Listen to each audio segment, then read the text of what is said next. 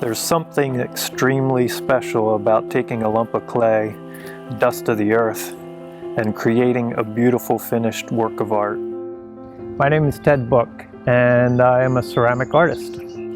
We were created in God's likeness. He is the ultimate creator, and we are created to create. The work that I create is intended to reflect my beliefs in God and how He has impacted my life and the lives of others. In the Bible, it refers to us as vessels.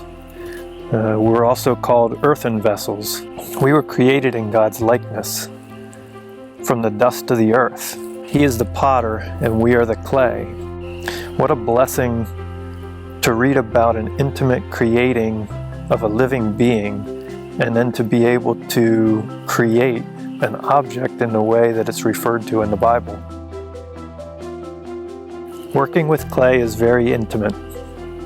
There are many aspects of my creating process that relate to God creating us as a vessel. I've always been interested in creating and building with my hands. It's something that I found a lot of excitement in. I one time had someone caution me about starting pottery because he said it's very addictive, and I've found that to be true. I begin by wedging the clay. This process is done to remove any air pockets and to create a lump of clay that's more uniform in consistency. And after that, I center the clay on the potter's wheel.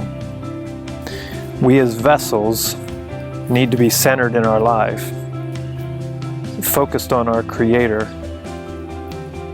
removing any out of balance distractions in our lives. Once that is done, we're ready for the exciting part, creating the form of the piece. What will this vessel become?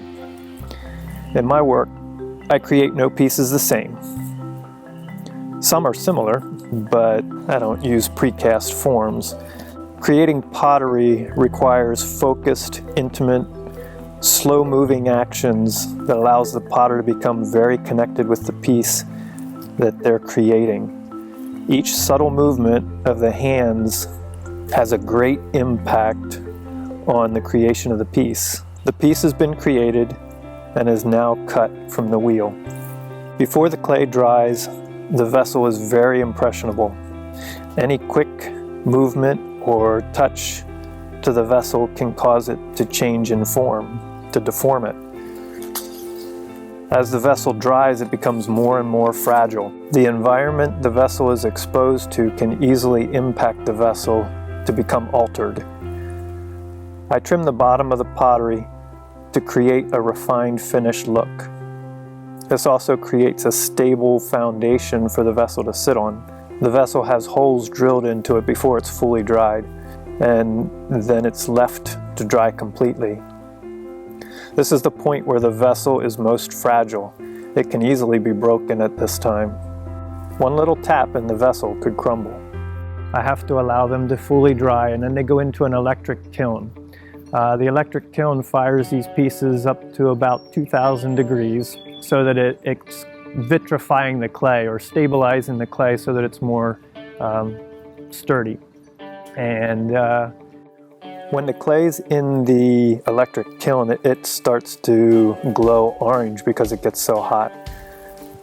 If the clay changes temperature too quickly, it can crack from the thermal shock. We as vessels will go through many difficult times in life. We will be tested for our beliefs and our values. We can crack if we're put into a hot environment too quickly. However, if we're going through heat in life, in the end, that heat makes us stronger, able to successfully withstand the negative impacts against us. When the piece is finished with the bisque firing process, it's ready for the barrel firing process. The barrel firing process, in my opinion, is the most exciting part.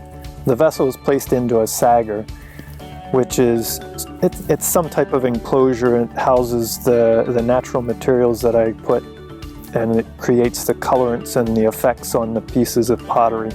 I put them in the sagger next to the materials that we consider trash, such as banana peels, corn husks, straw, soiled animal bedding. The urine in the animal bedding creates different effects on the pottery when it's fired in the barrel.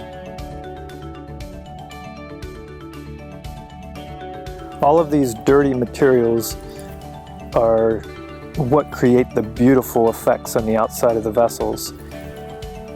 We're all vessels, and we're impacted by the trash of the world, the environments that we're having around us, the stresses and sins people around us that entice us into doing bad decisions, making bad decisions. All of this has an impact on what we look like on the outside. All of these different ingredients, things that we consider trash, I put inside of the sagger next to the pieces of pottery, and I fire it in a barrel. The pieces are now fired, and often fired in an inconsistent way because of the way they lay in the barrel and the way the fire begins. Some vessels are fired in a way that causes them to heat up really quickly, and sometimes they crack.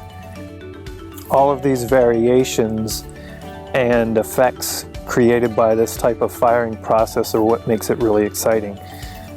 I love the random look on each piece. I still get so excited to open up the barrel every time I do this firing process. The piece is then sealed to enhance the markings and keep them from changing. Now that the piece is sealed, it's fixed with an LED light. When we as vessels are sealed by accepting Jesus into our heart, our spirit becomes sealed with Christ. We now house the beautiful light of Jesus, which shines brightly through the holes that some may even say are imperfections. No matter what we have been through or what we've done in our lives that we may think impacts us in a negative way as a vessel, we can still be seen as a beautiful piece, a beautiful creation to the Creator. And the beautiful light of Jesus can still shine through and light up the darkness around us. My name is Ted Book, and I am a vessel of light.